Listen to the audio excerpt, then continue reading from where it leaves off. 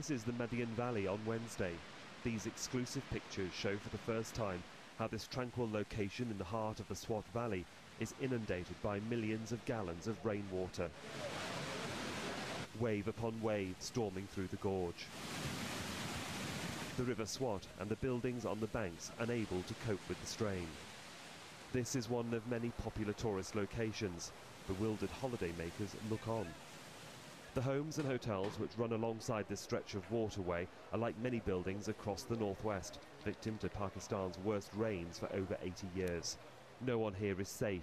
An evacuation of the area was ordered by officials late on Wednesday, but thousands of people are stranded, surrounded by water, with all routes of escape blocked. It's estimated 4,000 tourists are here, as well as thousands of local residents. Riverside hotels and this, the local hospital, are immediately evacuated. The infrastructure of Madian town is crumbling, swallowed up by the torrents of water. No one and no thing is safe. During the military operation against Taliban fighters in the Swat Valley these past few years, it was estimated that rebuilding the tourism industry and rehabilitating the local population would cost billions of dollars.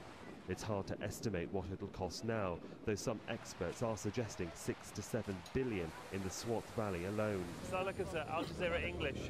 Can we just ask you if you're in charge of the whole situation? How is the rescue operation progressing? Well, it's going on well, although the scale is such that it's going to take quite a lot of efforts and quite a lot of time. Prime Minister Al Jazeera English, what is your primary message to the people of this province, considering the problems that they faced? What are you hoping to achieve by this visit? In fact, I'm visiting the whole country. Further north, and the route is less of a road and more of a muddy track. Everyone is finding it difficult to move onwards. It gets narrower, and as we progress slowly, what were once roads soon become rivers. It's taken us 6 hours to get this far. The road behind me is out. The authorities are trying to fix it as soon as they can. There are hundreds of small villages north of our point right now, and they've had no contact with the outside world for nearly 2.5 weeks.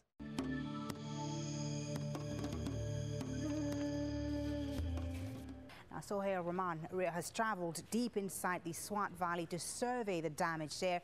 Here's his exclusive reports. A stream of human misery trying to escape the destruction left behind. Homes washed away, roads destroyed. The military can only offer a helping hand as these people cross the Swat Valley's troubled waters. For 7 days, rescuers have found it near impossible to get to the survivors, the weather hampering efforts on the ground and in the air. Al Jazeera travelled to Madian to locate the stranded inhabitants. What should have been a 60-minute trip takes 3.5 hours. Damaged roads and shaky bridges to cross. Once scenic views interrupted by collapsed buildings like this Riverside hotel. As we get closer, people heading in the opposite direction, taking whatever transport they can. Taliban fighters had once controlled this area. Now military checkpoints pepper the countryside. There are concerns some might try to infiltrate the valley, posing as victims of the flood. Moving further up the valley, we see army engineers and local people trying to rebuild a local crossing. Cunningham Bridge was built in 1939. Its main highway was tossed off its support structure last Wednesday. 250 tons of iron and concrete is somewhere along the river. With heavy lifting gear and with the help of everyone with a truck, this sort of expanse will soon have a bridge, a relief to those stranded on the other side. These temporary connections are easier to build until a more permanent structure can be put in place. These are vital highways for those trying to get aid into the valley. Sohail Rahman is in the area of Fatipur, north of Mingora, for the latest up there. Sohail, how's the situation where you are? Yeah, it's pretty grim here, Taimur, as you join me in Fatipur. We are the first TV channel to actually get this far north at all. And so to actually see the devastation along the way is pretty horrific. Let me just tell you where I am. Fatipur is a small district as we head towards Madian. Now, I had a report earlier in the week to tell you what had happened in Madian. The banks of the River Swat had completely burst, practically flooded the town. The road, as you can see here, comes to a dead end. It doesn't go anywhere else except in the river. It's supposed to travel straight over what was a lot of land mass over to the village of Madian. That's all gone. As you can see, the River Swat now curves around and then follows its route down towards Mingora. I'm Sahil Rahman in the Swat Valley. Find out how Al Jazeera viewers have been helping Pakistan's flood victims straight after the break, here on Al Jazeera. The floods in Pakistan 3 months ago devastated the country, as we all saw, and the fallout still being felt. Scenes were seen around the world on Al Jazeera, and our viewers were particularly affected by one report from correspondent Sahil Rahman. He's been back to see if anything has changed in Shangla. I was looking forward to meeting Gul Rahman and his community again. 12 weeks ago, the generators which power the mountain village of Shangla were swept away by the floods. In an instant, their source of heating and power had gone. That so touched Al Jazeera viewers that cash donations addressed to me arrived from across the world. All were determined the money should go to Gul to replace the generators so they could survive the coming winter. I showed Gul all the correspondence. I was hoping the government would help, but they haven't. I am so very grateful to everyone for their generosity, especially the school children. Money came from England, North Wales, the United States and Qatar, from working men and women, pensioners, housewives and children under 11 from a primary school in Manchester. $1,700 was raised. 2 generators were paid for, the order arrived, and we set off on our journey through winding roads and over mountain passes, the route badly damaged. The villagers eagerly awaited our arrival. The generators were unloaded and stored for safekeeping. This is where they'll be placed. The stone structure has new water channels. If floods come again, the machinery will be protected.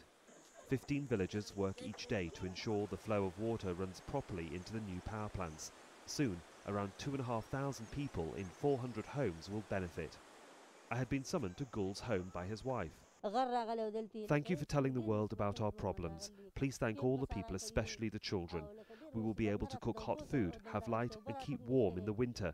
This community will now have enough electricity to survive the winter thanks to the generosity of Al Jazeera viewers. But just as many thousands in the mountains behind me are still looking for tangible aid from the government. Very little has come through. Sahil Rahman, Al Jazeera, Shangla. I'm on a destroyed riverside road. It's one of many in the Swat Valley. There are no obvious signs that the authorities are trying to find alternative routes for people or the traffic. But if this doesn't change before winter, the fears of isolated communities already concerned about the aid effort could become very real indeed. Sahil Rahman, Al Jazeera, the Swat Valley. Few camps have sprung up and people don't like them. Villagers learnt the harsh lessons of displacement during the military operation against the Taliban. Many flood victims have gone to stay with their relatives or rented accommodation in nearby towns. These one-room structures are temporary, with simple earth floors and basic mud foundations. They'll barely survive one harsh winter. Wali Mohammed, the village tailor, showed me the new model house being offered as a long-term solution. But this is one of 2 relief camps in the area, and this comprises the medical area. You have the ladies' medical tent with the doctor here, you've got medical supplies in this tent, the men's doctor medical centre here, and just here is the children's clinic. Now, the future may seem very safe for the moment for the community here, but their future is very uncertain. The winter weather is looming just a few weeks away, and this location is under constant threat of the Taliban.